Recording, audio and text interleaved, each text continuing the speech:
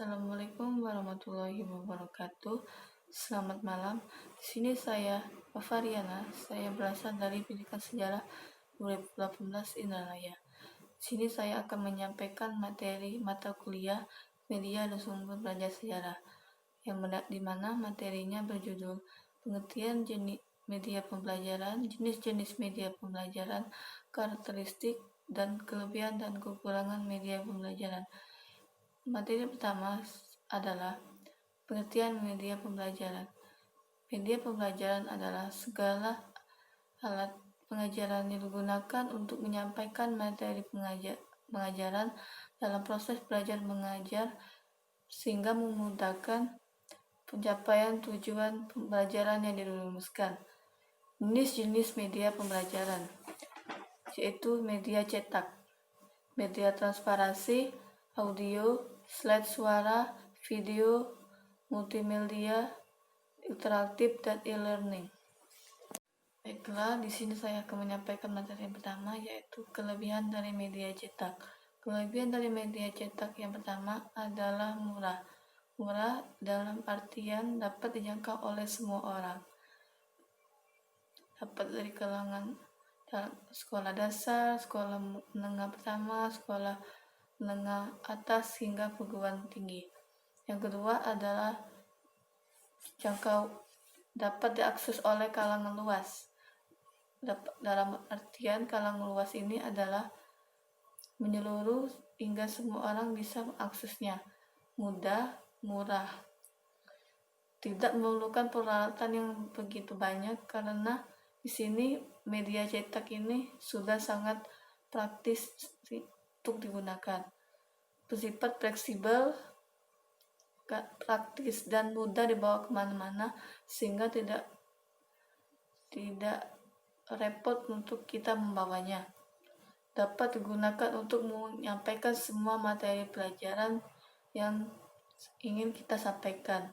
Bisa dibaca di mana saja, kapan saja, dan tidak terikat oleh waktu tertentu. Dan di sini saya akan membacakan kelemahan dari media cetak. Membutuhkan reading habits, membutuhkan pengetahuan awal. Jika seseorang belum mengetahui lebih lanjut tentang ini, maka orang akan mengalami tingkat kesulitan. Selanjutnya, kurang bisa membantu daya ingat. Jika seseorang mudah lupa, itu akan sangat sulit untuk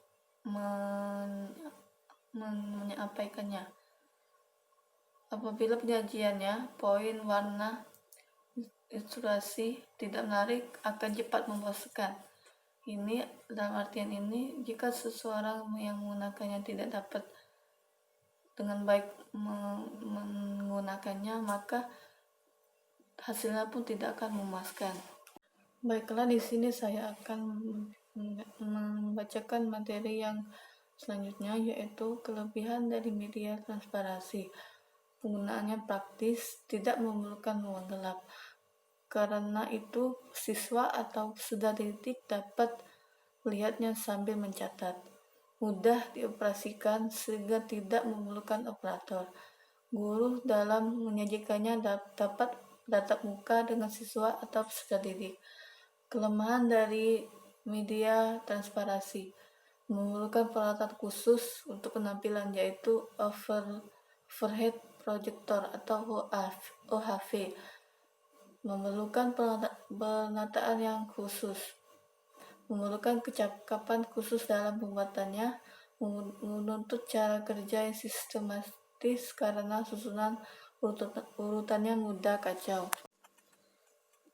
Selanjutnya adalah kelebihan audio, yaitu imajinatif, individual, relatif lebih murah, mobil, dapat merangsang partisipasi dan aktif pendengarnya.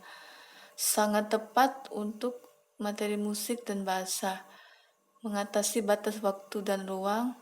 Radio aktual dapat dijangkau khalayak luas, siaran langsung tidak dapat diulang. Kaset dapat diputar ulang, dapat digunakan untuk merekam ulang. Kelemahan audio yaitu komunikasinya hanya satu arah. Yang kedua, abstrak, terutama berkaitan dengan angka, ukuran, penghitungan, dan lain-lain. Auditif, sehingga membutuhkan konsentrasi dalam mendengarkan. Selanjutnya, radio tidak bisa diulang. Kontrol ada pada stasiun radio. Tentang cuaca, kalau tidak menarik pendengar, maka akan beralih pada stasiun lain. Kaset bisa terhapus, bisa kusut, tidak bisa disimpan terlalu lama atau dalam jangka waktu yang lama. Selanjutnya, kelebihan slide suara dapat digunakan dalam kelompok besar atau kelas, dapat memusatkan perhatian atau dapat membuat orang fokus pada satu media ini. Di bawah kontrol guru, sehingga guru tidak terlalu mengontrol atau tidak terlalu ikut campur. Dapat digunakan untuk menyampaikan berbagai materi pembelajaran. Tahan lama, sehingga dapat digunakan dalam jangka waktu yang lama. Penyimpanan mudah.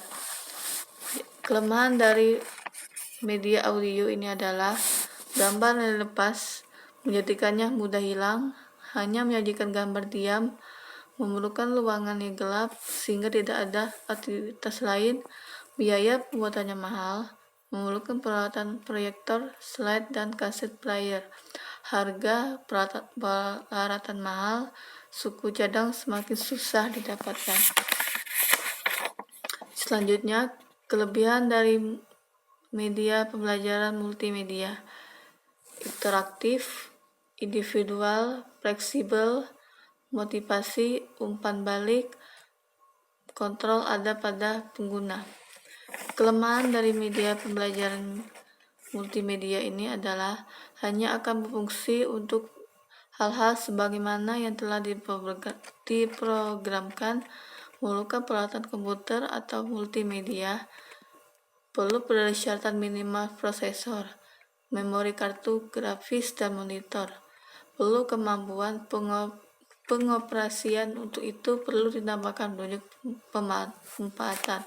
Pengembangan yang memerlukan waktu yang cukup lama, tidak punya sentuhan manusiawi. Selanjutnya, kelebihan dari media pembelajaran e-learning: cepat dan bisa sesuaikan dengan waktu yang tersedia, hemat biaya dan bebas waktu, senantiasa terbaru dan selalu up to date, konsisten dan mudah dipelajari dan digunakan, interaktif dan kolaboratif. Dan kelemahan dari media ini adalah ketergantungan yang tinggi pada kesediaan dukungan sarana teknologi, harus disesuaikan dengan benar dengan sistem dan kondisi yang ada, membutuhkan pelatihan untuk menjalankannya, membutuhkan dukungan sumber daya manusia yang profesional untuk menjalankannya. Baiklah, di sini itu saja materi yang dapat saya sampaikan. Kurang lebihnya saya mohon maaf. Assalamualaikum warahmatullahi wabarakatuh. Selamat malam.